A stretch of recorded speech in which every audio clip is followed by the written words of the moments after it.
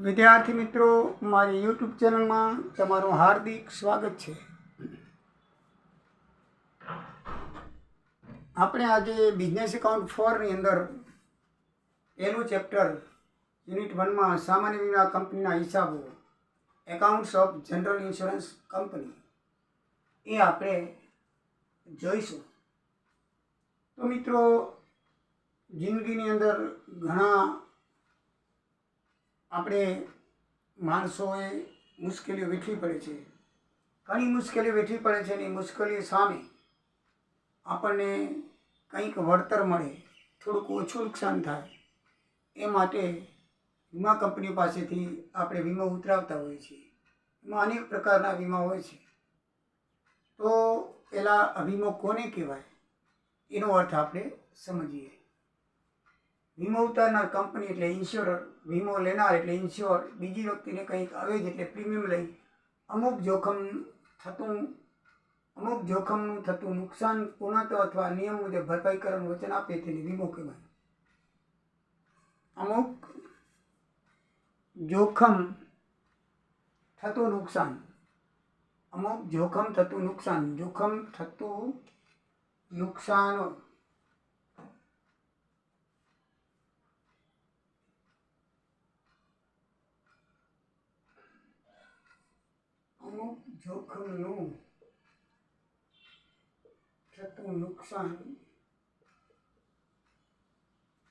એટલે આપણને કોઈ જોખમ હોય, માનો કે કોઈક વીમો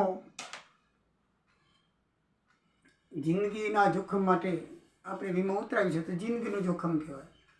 ધંધો હોય તો આગ સામે આપણે વીમો ઉતરાવી છે તો આગનું જોખમ કહેવાય. પરદેશ માલ મોકલવો હોય ને વાહનનો વીમો ઉતરાવીએ તો માલનું જોખમ કહેવાય. એવી રીતે વાહન માલિક વાહનનો વીમો ઉતરાવે કારણ કે ડૂબી જાય તો એનો પણ જોખમ કહેવાય. આમાં જોખમ અનેક પ્રકારના હોય છે અને એ જોખમ સામે આપણને જે નુકસાન થાય એનું અમુક રકમ લઈ અને આપણને પૂર્ણત્વ કે અંશતઃ નિયમ મુજબ રકમ ભરપાઈ કરી આપે એને મિત્રો વીમો કહેવાય છે. શું કહેવામાં આવે છે? વીમો. એટલે વીમો જે લેનાર છે એને ઇન્સ્યોર્ડ કહેવામાં આવે છે. વીમો ઉતારનાર કંપનીને ઇન્સ્યોરર કહેવામાં આવે છે. અને એના અવેજની અંદર બદલામાં આપણે જે કંઈક રકમ આપીએ છીએ એને પ્રીમિયમ કહેવામાં આવે છે. એ આપણે જે દર મહિને, 6 મહિને, 12 મહિને તમે જે પ્રમાણે કહો એ પ્રમાણે તમને પ્રીમિયમનો દર અને પ્રીમિયમની ચૂકવણી માટે નક્કી કરી આપે છે. ઘણી વખત વેપારીઓ દર મહિને આપતા હોય, નોકરિયાતો દર મહિને આપતા હોય, ખેડૂતો દર મહિને ના આપી શકે, સિઝન પ્રમાણે આપે. તો એને જે વીમો ઉતરાવ્યો હોય પોતાનો કે ખેતીના પાકનો, તો એ 3 મહિને કે 6 મહિને કે 12 મહિને એમ સિઝન પ્રમાણે ચૂકવણી થાય છે. એટલે એ ચૂકવણીની જે રકમ છે એને પ્રીમિયમ કહેવામાં આવે છે. મિત્રો, વીમો 2 પ્રકારના છે. વીમા એક છે જિંદગીનો વીમો અને એક છે સામાન્ય વીમો. હવે જિંદગીના વીમામાં અને સામાન્ય વીમામાં શું ફરક છે એ આપણે જોઈએ. જિંદગીનો વીમો, જીવન વીમામાં જે જોખમ છે તે નિશ્ચિત છે કારણ કે વહેલા મોડું મૃત્યુ થવાનું છે એટલે વહેલા કે મોડા વીમાની રકમ ચૂકવવી જ પડે. જિંદગીનો વીમો એ મૃત્યુ સામે લેવામાં આવે છે. માણસ પોતાના મૃત્યુ સામે વીમો ઉતરાવે છે. એમાં પણ 2 પ્રકાર છે. એની રકમ તમે મૃત્યુ પામો પછી વારસદારને મળે એવી રીતની પણ હોય છે અને બીજી રકમ છે હયાતીનો વીમો. એમાં આવે છે જિંદગીમાં. એટલે તમે કે મોટા થાઓ, મોટી ઉંમરના 60-70 વર્ષના થાઓ એટલે 60 વર્ષના આમ તો લગભગ થઈ જાય ત્યારે રકમ આપણને પરત મળે છે એને હયાતીનો વીમો કહેવાય છે. જીવતા મળે, જીવતા જે રકમ મેળવી શકાય છે હયાતીનો વીમો છે. મૃત્યુ બાદ વારસદારને જે રકમ મળે છે એને જીવન વીમો કહેવામાં આવે છે. તો આમ મૃત્યુ સામે જે આપણે જોખમ છે, વારસદારોને કંઈ તકલીફ ન પડે અને વારસદારો માટે સારું રહે એટલા માટે આપણે વીમો ઉતરાવીએ છીએ એટલે એને કહેવાય છે જીવન વીમો. શું કહેવામાં આવે છે? જીવન વીમો. અને આપણી હયાતીમાં જે રકમ મેળવવી હોય થોડીક ઓછી મળે તો એમાં લિમિટ કરવામાં આવે છે કે 50 વર્ષે કે 60 વર્ષે કે 70 વર્ષે રકમ આપણને પરત મળે છે આપણી હયાતીમાં. બરાબર છે? આ વીમાની રકમ એવી રીતે હોય છે કે ભાઈ તમે પ્રીમિયમ ભરો અને પાછલે દિવસે જ ગુજરી જાઓ તો તમને પૂરેપૂરી રકમ મળે છે. દાખલા તરીકે તમારું 5000નું પ્રીમિયમ હોય, તમે ભરી નાખ્યું અને 10 દિવસ પછી તમે એક્સિડન્ટમાં મરી જાઓ તો અકસ્માત વર્તનનું તમને નુકસાન મળે છે. અને કુદરતી રીતે મરો તો તમને વીમાની પૂરેપૂરી રકમ ચૂકવવામાં આવે છે. એમાં ઘણા બધા પ્રકાર હોય છે, પણ કુદરતી મૃત્યુથી ટૂંપો ખાઈને કે પાણીમાં આપઘાત કરીને એવી રીતે તમે મરો તો વળતર મળતું નથી મિત્રો. કુદરતી મૃત્યુથી મરણ થાય તો જીવન વીમાના પૈસા મળે છે. અકસ્માતથી થાય તો એની સામે અકસ્માત વર્તનનો વીમો હોય છે, એની રકમ તમે મેળવી શકો. આપણે જીવન વીમાની વાત કરીએ છીએ એટલે જીવન વીમો એ વહેલો કે મોડો પાકવાનો જ છે, એટલે વીમા કંપનીની રકમ ચૂકવવી જ પડે. એના માટે એની સગવડ રાખવી જ પડે. જ્યારે સામાન્ય વીમામાં શું હોય છે, જોખમ નિશ્ચિત નથી. આગનો વીમો ઉતરાયો બરાબર છે, એ વર્ષમાં આગ લાગે કે ન લાગે તો તમને પ્રીમિયમ મળવાનું છે, એટલે એનું નુકસાન નક્કી હોતું નથી. એટલે વીમા કંપનીએ નાણાં ચૂકવવા પડતા નથી, કારણ કે લગભગ 1 વર્ષની મુદત હોય છે વીમાની, લાંબી મુદત નથી હોતી. 1 વર્ષનો પ્રીમિયમ આપણે ભરવું પડે, પણ આગ ન લાગે તો આપણે વીમા કંપનીને ફાયદો થાય છે. એને એ પ્રીમિયમની રકમ લાભ માટે થાય છે અને એને કોઈ જાતનું નુકસાન દેવું પડતું નથી. 2, જીવન વીમો બાંયધરીનો કરાર છે, વળતર ચૂકવવું જ પડે છે, જેમાં નુકસાન વળતરનો સિદ્ધાંત લાગુ પડતો નથી. જીવન વીમો એ બાંયધરી છે, તમે મૃત્યુ તો પામવાના છો, કોઈ આ જગતમાં જીવિત રહેવાનું નથી. એકને એક દી બધાને મરવાનું જ છે. વીમા કંપની સમજી લો કે એને પ્રીમિયમ ચૂકવવું, વીમાની રકમ ચૂકવવી જ પડશે, નક્કી છે. જ્યારે સામાન્ય વીમાની અંદર એવું છે કે નુકસાન વર્તનનો સિદ્ધાંત લાગુ પડે છે, કારણ કે નુકસાન થાય તો વળતર તો ચૂકવવું જ પડે છે, ગમે ત્યારે નુકસાન થઈ શકે છે. હા, આવા વીમા એ નુકસાન વળતરનો કરાર છે. એ નુકસાન થાય તો તમને વળતર આપવું પડે છે. જીવન વીમો ગમે ત્યારે બંધ કરાવી શકાય છે, નિયમાધીન સરેન્ડર વેલ્યુ પણ મળે છે. જીવન વીમો તમે બંધ કરાવી શકો છો, ગમે ત્યારે બંધ કરી શકો છો. 3 વર્ષની અંદર બંધ કરો તો તમને અમુક રકમ કપાઈને મળે છે, અને 3 વર્ષ પછી જો એની લિમિટ હોય 4 કે 5 વર્ષ પછી તમે બંધ કરાવો તો તમને બોનસ સહિત રકમ મળે છે, એક જાતની બચત પણ થાય છે. જ્યારે આ વીમાની અંદર, સામાન્ય વીમાની અંદર નુકસાનના પ્રમાણમાં ચૂકવણી થાય છે, જેમાં અતિ વીમો કે અલ્પ વીમાના પણ પ્રશ્ન ઉદ્ભવે છે. એટલે આની અંદર જેટલી રકમનો વીમો હોય એટલી રકમ મળી શકે એવું હોતું નથી. આગના કે દરિયાઈ વીમામાં બની શકે છે, આગ લાગે નુકસાન થાય, પણ કંપની સર્વે કરવા આવે, એ સર્વેની અંદર યોગ લાગે કે આટલું જ નુકસાન થયું છે, આપણે તો કંઈ લાખનું થયું છે, પણ એને એમ લાગે કે ભાઈ લાખનું નથી, 80,000નું થયું છે. ભલે તમે લાખનો વીમો ઉતાર્યો, પણ એ કે 80,000નું છે, 80,000 ચૂકવે છે, લાખ ચૂકવતી નથી. પણ તમે 2 લાખનો વીમો ઉતરાયો તો પાછું લાખ નુકસાન દે. અલ્પ વીમો અતિ વીમાના પ્રોબ્લેમ થાય છે. તમે અલ્પ વીમો ઉતરાવેલો હોય તો જે ખરેખર નુકસાન થયું છે એ જ મળે, પણ તમે અતિ વીમો ઉતરાવ્યો હોય, આપણે પહેલાં આગળ જોઈ ગયા છીએ, તો એમાં તમને પૂરેપૂરી રકમ નુકસાનની મળે છે. એટલે રકમની રકમ એ વીમાની રકમ છે નક્કી હોતી નથી. 5, જીવન વીમા જોખમ સામે રક્ષણ તેમજ ફરજિયાત બચત પણ થાય છે, કારણ કે 4-5 વર્ષ પછી વીમો બંધ થાય તો બોનસ સાથે સરેન્ડર વેલ્યુ પણ મળે છે. મેં હમણાં જ વાત કરી, એક જાતની બચત છે. 4-5 વર્ષ પછી તમને એમ થાય કે મારે શું કરો, વીમો ઉતરાવીને મરી ગયા પછી શું કામનું, તો સગાવાળાને મળે, મને તો શું લાભ, મને તો કાંઈ લાભ નહીં. વિચાર આવે કે પાછળ ગયા પછી પાછળવાળા ભોગે, હું મારી જિંદગીનો શું કામ વીમો ઉતરાવું. ઘણા એમ કે મને તો કાંઈ લાભ મળ્યો નહીં. 4-5 વર્ષ પછી એવો વિચાર આવે તો હાલો નહીં, ન કરતા કે બંધ કરાવી નાખું. તો એ શું કરી નાખે, 5, 10, 15 વર્ષ પછી બંધ કરાવી નાખે. ભાઈ મારી રકમ જોઈએ છે મારે, તો એને સરેન્ડર કરે, કે પોલિસી સરેન્ડર કરે, એટલે સરેન્ડર વેલ્યુ તમને મળે અને પાછી બોનસ સાથે મળે.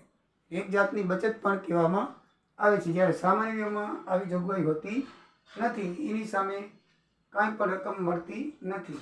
ફક્ત જોખમ થાય તો જ રકમ મળે છે, બાકી વીમો કેન્સલ થતો નથી. જીવન વીમો લાંબી મુદતનો હોય છે, જ્યારે સામાન્ય વીમો ટૂંકી મુદતનો હોય છે. સમજાઈ ગયું? 1 વર્ષ માટેનો હોય સામાન્ય વીમો, અને આ બધા ઘણા બધા વર્ષો જીવી ત્યાં સુધી હોય છે. જીવન પોલિસી લેતી વખતે વીમો યોગ્ય હિત હોવું જોઈએ. તમે જીવન વીમાની પોલિસી લો ત્યારે તમારું વીમા યોગ્ય હિત હોવું જોઈએ, એટલે કે તમે તંદુરસ્ત હોવા જોઈએ. ડૉક્ટરી સર્ટિફિકેટ લેવામાં આવે છે.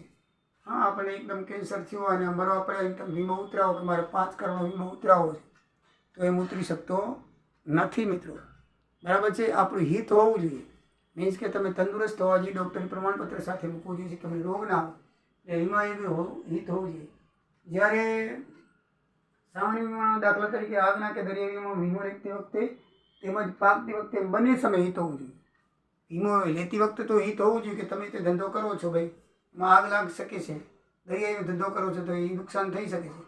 પણ પછી જ્યારે ખરેખર નુકસાન કે ખરેખર આગ લાગે, વાહન ડૂબી જાય કે માલ સામાન બળી જાય, ત્યારે ખરેખર કેટલું નુકસાન થયું છે એ પણ એમાં જોવામાં આવે છે. બંને હિત જોવામાં આવે છે. જીવન વીમોમાં ઉંમર સાથે જોખમ વધતું જાય છતાં વીમાના પ્રીમિયમમાં કોઈ ફેરફાર થઈ શકતો નથી. તમે પહેલેથી વીમા નક્કી કરેલું હોય દર વર્ષે એ જ વીમો તમારી જિંદગી સુધી પ્રીમિયમ ભરવું પડે છે. પણ જો ધંધાની અંદર તમારે જોખમ વધારે થાય, વધારે જોખમ ઊભું થાય તો તમારું પ્રીમિયમ પણ વધી જાય છે. બરાબર. એને જોખમ બહુ લાગે કે ભાઈ તમે ધંધો કરો છો ત્યાં આજુબાજુ કબાડીની દુકાન છે, કબાડીની દુકાનોમાં તો ક્યારે આગ લાગે કંઈ નક્કી ન કરાય, એટલે જોખમ થોડુંક વધારે કહેવાય. ચારે બાજુ કબાડીની દુકાન વચ્ચે તમારી દુકાન હોય તો એનું પ્રીમિયમ તમે ઉતરાવો માલ સામાન તો વધારે પ્રીમિયમ ભરવું પડે. વીમા કંપની જોવે કે ભાઈ ચારે બાજુ કબાડીની દુકાન છે, હા, ભંગારીવાળા, એમાં તો ક્યારે લાગી શકે કચરા પડ્યા આવે તો એમાં વીમો વધારે કહેવાય તો વધારે પ્રીમિયમ આવે. એટલે આ રીતે જોખમ વધતા વીમાનું પ્રીમિયમ રકમમાં ફેરફાર થાય છે. આ વીમો વ્યક્તિગત વીમો છે. દરેક વ્યક્તિ અલગ અથવા સમૂહ વીમો ઉતરાવી શકે છે. દાખલા તરીકે કારખાનામાં કામ કરતા મજૂરોનો વીમો કારખાના માલિક સમૂહમાં ઉતરાવી શકે છે. આ વીમો છે વ્યક્તિગત પણ ઉતરાવી શકાય છે, પોતે આપણી પોતાની જિંદગીનો પણ ઉતરાવી શકે છે. જ્યારે કારખાના માલિક હોય છે, જ્યારે મજૂરને કંઈક અકસ્માત થાય તો એને વળતર આપવું પડે છે. તો એ વળતર પોતાને ના આપવું પડે એટલે શું કરે છે, સમૂહમાં વીમો લે છે અને એને સમૂહ પોલિસી કહેવામાં આવે છે. એ સમૂહમાં વીમો લઈને પ્રીમિયમ પોતે ભરે છે અને આ રીતે પોતે વળતર મેળવી શકે છે. જ્યારે સામાન્ય વીમામાં નુકસાન આધારિત હોય કોઈ વસ્તુ કે સાધન કે ધંધા કે જોખમ, પશુ કે પાક વગેરે સામે વળતર મેળવવા માટે લેવામાં આવે છે. આ જે વીમો છે એ કેના માટે મેળવવામાં આવે છે? કોઈ વસ્તુનો કે સાધનનો, કારનો, બરાબર, એ રીતે સાધન, કોઈ ધંધા કે જોખમ હોય, પશુ પક્ષી પશુઓનો વીમો હોય, પાકનો હોય, ખેડૂતને એની સામે વળતર મેળવવા માટે થાય છે. આ વીમામાં વીમાની પૂરેપૂરી રકમ વળતર સ્વરૂપમાં તમે 5 લાખનો વીમો ઉતરાવ્યો હોય તો તમને 5 લાખનો વીમો મળે છે, 5 લાખ પૂરા મળે છે. જ્યારે સામાન્ય વીમામાં એવું નથી હોતું. એમાં અતિ વીમો અને અલ્પ વીમો પણ હોય છે. નુકસાન થયું હોય અને વીમા કંપની એમ લાગે કે ખરેખર આટલું નુકસાન થયું એટલું જ નુકસાન આપે છે. પછી ભલે તમે 1 લાખનો વીમો લીધો હોય અને તમે કે મને 1 લાખ રૂપિયા જોઈએ તો 1 લાખ ન આપે. તમે 50,000 નુકસાન થયું હોય તો એ 50,000 જ આપે. તમે કે મારો વીમો લાખનો છે તો લાખનું નુકસાન થાય તો જ લાખ આપે. એટલે આમાં નુકસાન પ્રમાણે રકમ મળે છે, જ્યારે જિંદગીના વીમામાં તમને પૂરેપૂરી રકમ મળે છે મિત્રો. એટલે હવે સામાન્ય વીમો અને જિંદગીનો વીમો એ બંને વચ્ચેનો ફેરફાર તમે બરાબર સમજી ગયા હશો. હવે પુનઃ વીમાની વિચાર કરીએ. આ વીમાનો પ્રકાર નથી, પ્રકાર તો 2 છે, જિંદગીનો અને સામાન્ય. પણ પુનઃ વીમો કોને કહેવાય? તો મિત્રો એના વિશે સમજી લઈએ. માનો કે કોઈ વીમા કંપની વધારે પડતા જોખમનો વીમો લે ત્યારે પોતે લીધેલ જોખમનો થોડો ભાર ઓછો કરવા તે બીજી વીમા કંપનીને એ વીમો આપે અથવા એ વીમાનો પોતે વીમો ઉતરાવે ત્યારે એને પુનઃ વીમો કહેવામાં આવે છે. એટલે એકને એક વીમાનો 2 વખત વીમો લે. આપણે નહીં લેવાનો, કંપની પોતે બીજાને લે. દાખલા તરીકે એમ માનવામાં એમ કહેવામાં આવે છે કે આખા ભારત દેશમાં મોટામાં મોટો જો જીવન વીમો હોય તો અમિતાભ બચ્ચનનો છે. અમિતાભ બચ્ચને લગભગ 10 કે 20 કરોડનો એવો કંઈક વીમો ઉતરાવ્યો છે. તો એ 20 કરોડ રૂપિયા એકી સાથે ચૂકવવામાં આવે વીમા કંપનીની જે રોકડ છે એમાં ઘણી બધી ખામી થાય, કારણ કે 20 કરોડમાં તો એ કેટલા બધા વીમા બીજા ચૂકવી શકે.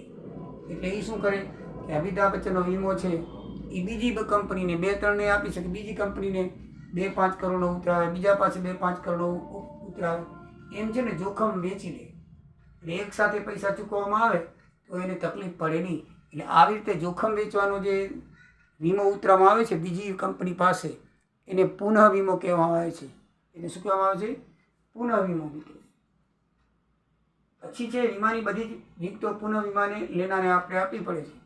તમે બીજાનો વીમો બીજા પાસે ઉતરાવો, બીજી કંપની પાસે ઉતરાવો એટલે એ વીમાની બધી વિગત તમારે બીજી કંપનીને આપવી પડે છે. મૂળ વીમેદારને બીજી કંપની જોડે કોઈ લેવા દેવા નથી. તે મૂળ કંપની પાસેથી જ વીમાની રકમ મેળવે છે.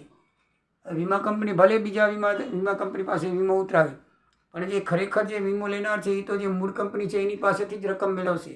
એ કાંઈ બીજી કંપની પાસે નહીં જાય અને એને જેટલું નુકસાન થયું છે એ પ્રમાણે એ મેળવશે. એને પૂરેપૂરું નુકસાન મેળવવાનો હક છે. એટલે બીજી કંપની પાસે એને જવાનું હોતું નથી. એટલું પછી બીજા વીમા કંપની મૂળ વીમેદારને નુકસાન વળતર ચૂકવી પછી બીજી કંપની પાસેથી વળતર લેવા દાવો કરી શકે છે, પણ વીમેદારને તેના માટે રાહ જોવી પડતી નથી. હવે આમાં એવું છે, દાખલા તરીકે તમે વીમો ઉતરાવ્યો અને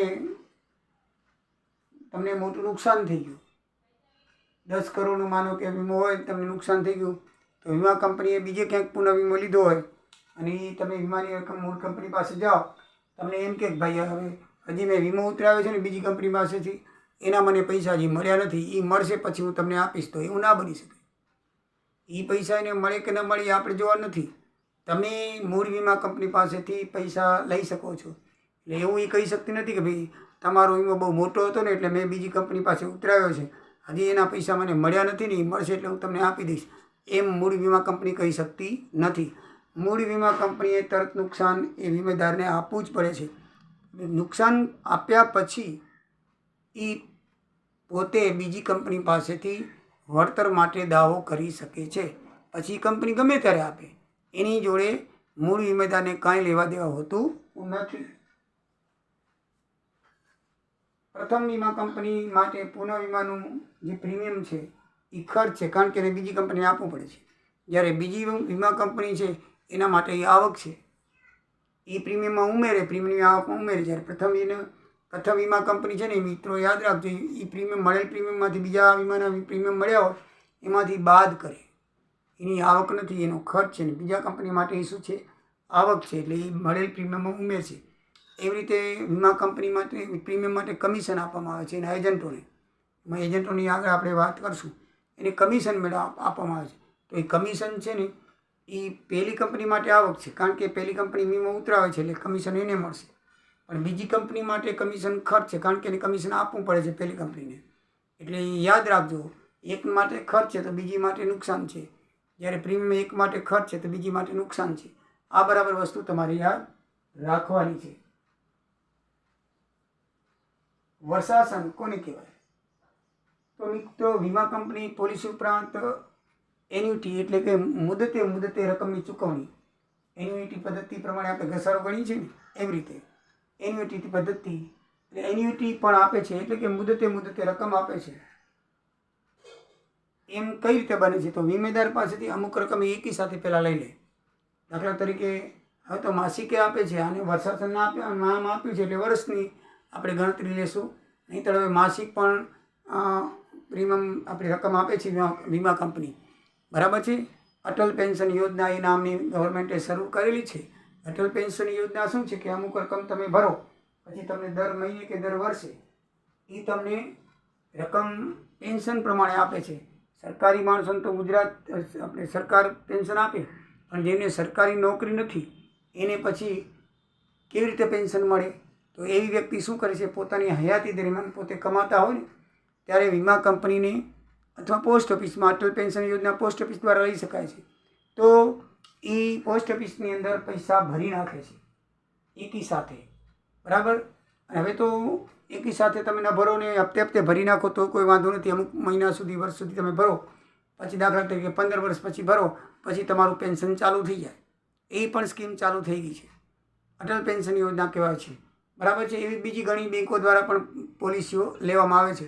એટલે તમે એકસાથે રકમ ભરો તો પછી ગવર્મેન્ટ અથવા તો બેંક અથવા તો પોસ્ટ ઓફિસ અથવા તો વીમા કંપની, પોસ્ટ ઓફિસ પણ વીમા ઉતારે છે, વીમા કંપની ઉતારે એવું નથી, બરાબર છે. પણ આપણે શીખવાના છે વીમા કંપનીના હિસાબો, પોસ્ટ ઓફિસના શીખવાના નથી, કે પોસ્ટ ઓફિસ પણ વીમા અલગ અલગ પ્રકારના ઉતારે છે. તો મિત્રો એવી જે પેન્શન યોજના એનું બીજું નામ કહેવામાં આવે છે કે એક સાથે રકમ લઈ અને મહિને અથવા તો વર્ષે એ રકમ પાછી જીવે ત્યાં સુધી વ્યક્તિને આપે. તો એવી રીત જે છે, એવી પદ્ધતિને વર્ષાસન કહેવામાં આવે છે. અમુક વર્ષે શું કરે છે? વર્ષાસન. એમાં મની બેક ગેરંટીવાળી પણ પોલિસી હોય છે કે ભાઈ અમુક સમય પછી તમારે પૈસાની જરૂર પડે, મહિને તમે ભરો, પછી તમને 5 વર્ષે, 10 વર્ષે, 15 વર્ષે, 20 વર્ષે એમ જરૂર પડતી આવે. દાખલા તરીકે 15 વર્ષ પછી તમારે છોકરાઓના શિક્ષણ માટે પૈસાની જરૂર પડે, 20 વર્ષ પછી દીકરીના લગ્ન માટે તમારે જરૂર પડે, પછી 25 કે 30 વર્ષ પછી ભાઈ તમારે દીકરીના કોઈ બીજા પ્રસંગ માટે અથવા તો તમને કોઈ બીજી કામ માટે જરૂર પડે, મકાન લેવા માટે, તો એને મની બેક ગેરંટીવાળી પોલિસી કહેવામાં આવે છે. એ તમારે પ્રીમિયમ દર વર્ષે કે દર મહિને કે દર 6 મહિને જે પદ્ધતિઓ પ્રમાણે ચૂકવવું પડે છે અને 5, 10, 15, 20, 25નો ગાળો હોય છે. એ ગાળા પ્રમાણે તમને તમારા ખાતામાં વીમા કંપની પૈસા જમા કરી નાખે છે. મિત્રો, આ રીતે પોલિસી અને વીમા હોય છે. એની હવે આગળના હપ્તાની અંદર આપણે વીમા કંપની કઈ રીતે હિસાબ રાખે છે એના વિશે આપણે જોવાનું છે. તો વીમા કંપની જે રીતે હિસાબ રાખે છે એ પદ્ધતિને આપણે મુજબ દાખલા ગણવાના હોય છે. એટલે આપણે એ મુજબ નેક્સ્ટ વિડીયોમાં લેશું. તો મિત્રો, મારો વિડીયો તમને ગમ્યો હશે, લાઈક કરશો, તમારા મિત્રોને ફોરવર્ડ કરજો અને સબસ્ક્રાઈબ કરવાનું કહેજો. જય દ્વારિકાધીશ, જય સિયારામ.